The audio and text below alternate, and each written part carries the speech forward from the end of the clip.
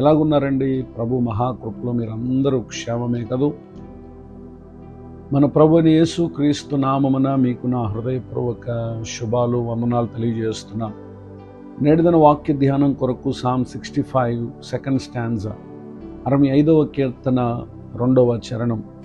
ప్రార్థన ఆలకించువాడా, సర్వ శరీరులు నీ యొద్దకు వచ్చెదరు. వాక్య ధ్యానం కొరకే ప్రార్థన. కృపగల మా తండ్రి, మీకు వందనాలు. నేడు చదవబడిన ఈ వాక్య భాగం ద్వారా మాతో మాట్లాడి మమ్మల్ని బలపరచండి. యేసు క్రీస్తు నామములో ప్రార్థిస్తున్నాను తండ్రి, ఆమేన్.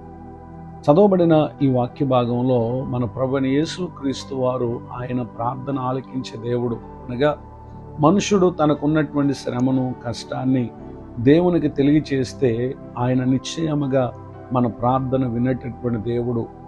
ఆయన యొద్దకు సర్వ శరీరులు వస్తారు అని ఇక్కడ కీర్తనకారుడు తెలియజేస్తూ ఉన్నాడు. సర్వ శరీరులు అంటే స్త్రీ అని, పురుషులని తేడా లేదు, ధనికులని, పేదవారని తేడా లేదు, చదువుకున్నవారని, చదువు లేనివారని తేడా లేదు.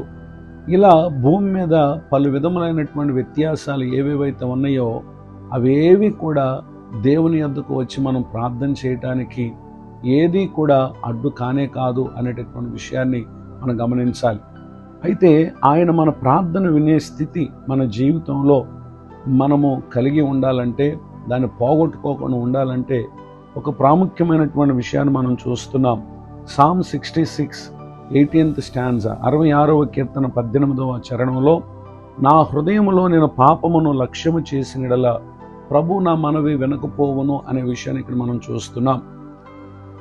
ఎవరు ఎలాంటి వారైనా హృదయంలో గనక దేవుని ఆజ్ఞలను అతిక్రమించినటువంటి మనసు మనకుండి మనం ప్రార్థన చేస్తే ప్రభు మన ప్రార్థన వినరు అనేటటువంటి విషయాన్ని కూడా ఇక్కడ మనం గమనించాలి.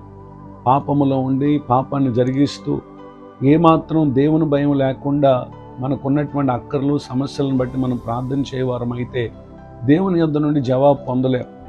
పరిశుద్ధ గ్రంథంలో రాయబడినటువంటి ఒక సంఘటన మనం పరిశీలన చేస్తే, gospel of Luke chapter 18 verse 10, లూకా సువార్త 18వ అధ్యాయము 10వ వచనంలో రాయబడినటువంటి వాక్యాన్ని చదువుకుందాం. ప్రార్థన చేయటకి ఇద్దరు మనుషులు దేవాలయమునకు వెళ్ళిరి.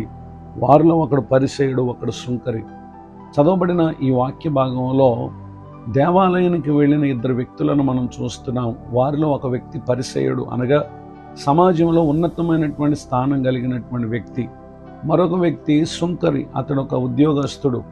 అయితే వీరిరువురు కూడా వారి మానసిక లేక ఆధ్యాత్మిక స్థితి ఎలా ఉందో ఆ తర్వాత వచనాల్లో మనం ప్రార్థన చూసినప్పుడు, పరిసయ్యున ప్రార్థనలో మనం అక్కడ ఎంతో గర్వాన్ని హెచ్చించుకునేటటువంటి స్వభావాన్ని చూస్తున్నాం. సుంకరి ప్రార్థనలో తాను పాపినని తన హృదయంలో ఉన్నటువంటి స్థితిగతులను అతడు ఒప్పుకుంటను మనం గమనించగలం. వారిరువురి ప్రార్థన గురించి ఇక్కడ ప్రభువారు ఆ ఉపమానం చెప్తూ అన్నారు.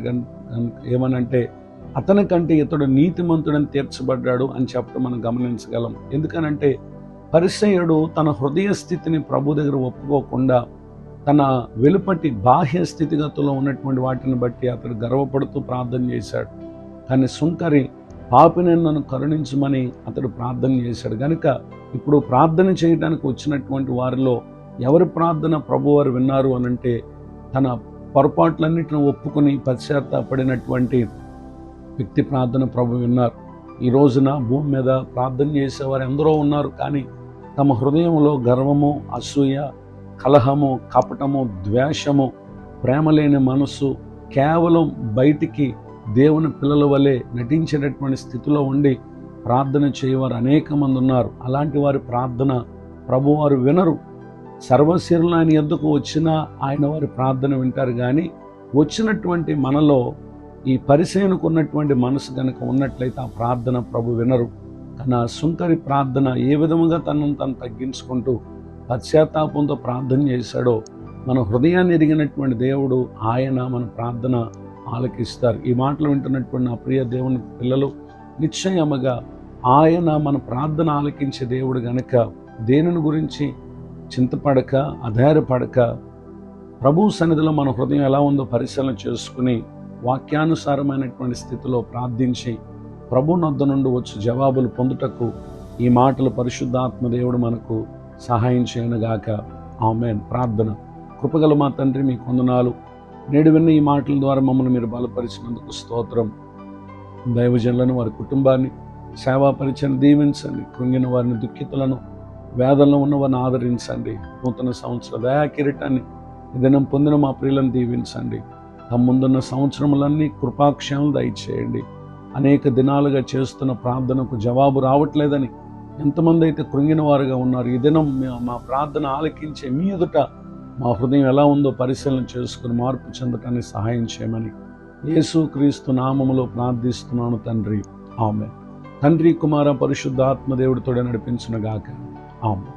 నేడు విన్న ఈ మాటలు మీకు ఆశీర్వాదకరంగా ఉంటే మీరు పొందు మేలు కూడా మాతో పంచుకోనండి. మీ ప్రార్థన అవసరతలు మాకు తెలియపరచుటకు నా cell number 9959141897. God bless you. Have a blessed day.